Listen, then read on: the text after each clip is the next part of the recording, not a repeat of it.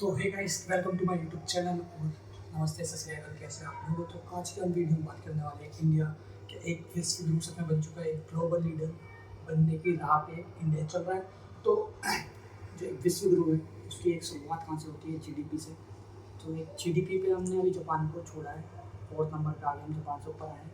तो हम पहले ये जानते हैं कि जीडीपी क्या होती है। तो हम सबसे पहले बात करेंगे जीडीपी की। जीडीपी क्या होती है? जीडीपी एक छोटा एग्जांपल आप मान लो, तो एक देश का गुड एंड सर्विस जो वो देखता है किसी और कंट्री को, जो सेल करता है, उसका जो टोटल होता है वो होती है जीडीपी। तो यानी कि हम जापान से ज़्यादा goods and service export import कर रहे हैं किसी देश से, तो हमारी जीडीपी जापान से ज़्यादा है। लेकिन अब हम बात करते हैं तो जीडीपी पर कैपिटा यानी कि इनकम पर कैपिटा, जो देश की पॉपुलेशन उस पर बनने पे कितना एक इनकम है, एक टोटल इनकम, तो वो रैंक आती है 145 इन 194 कंट्रीज़ के अंदर, और जापान की 27। तो आप मान सकते हो कि जापान हमारे से नीचे है, लेकिन जापान की जो ऊपर इनकम पर कैपिटल इनकम वो हमसे ज़्यादा है, क्योंकि वहाँ की पॉपुलेशन कम है लेकिन इंडिया की पॉपुलेशन ज़्यादा है, इसलिए हम 145 कंट्री पे रैंक करते हैं। और पाकिस्तानी हमसे 2-3 घंटे नीचे ही रैंक करता है, ज़्यादा नहीं करता।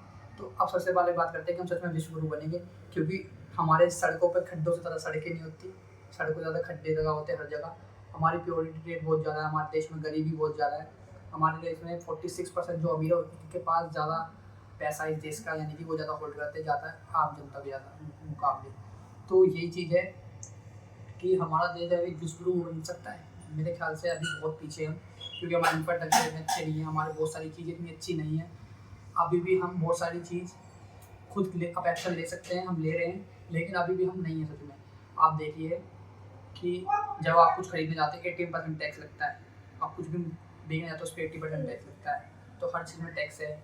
और देश तभी डेवलप हो सकता है जब उसकी जनता के पास पैसा हो, लेकिन इस देश की जनता के पास पैसा नहीं है इतना। वो खर्च करने से पहले 4 बार सोचती है।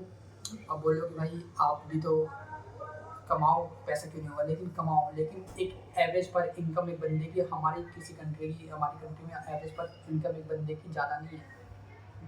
दिन का 500-600 रुपये कमाता है एक एवरेज बंदा इस देश का, एक जो मिडिल क्लास बंदा है। तो आप बताओ ये देश कैसे बनेगा? और दूसरी चीज़ ये हमारा रुपया, $1 में 95 या 85 रुपीज़ आते हैं। अभी मैंने देखा नहीं, वो ऊपर नीचे होता रहता है, लेकिन 85 अब मैं आगे चलूँ तो आप विश्व गुरु कैसे बनेंगे? और दूसरी चीज़, आप डेवलपमेंट देखो कि देश में कहाँ डेवलपमेंट हो रही है। आप जहाँ इस एरिया में रहते हो आपको खुद पता होगा, सफाई टाइम पे नहीं आती, एमसीडी वाले टाइम पे नहीं है, नाले साफ साफ टाइम पे नहीं होती, बहुत सी चीज़ें टाइम पे नहीं होती। हमारा जो म्यूनसिपल कॉर्पोरेशन है वो हमारी सिटी सही से नहीं रख पाता।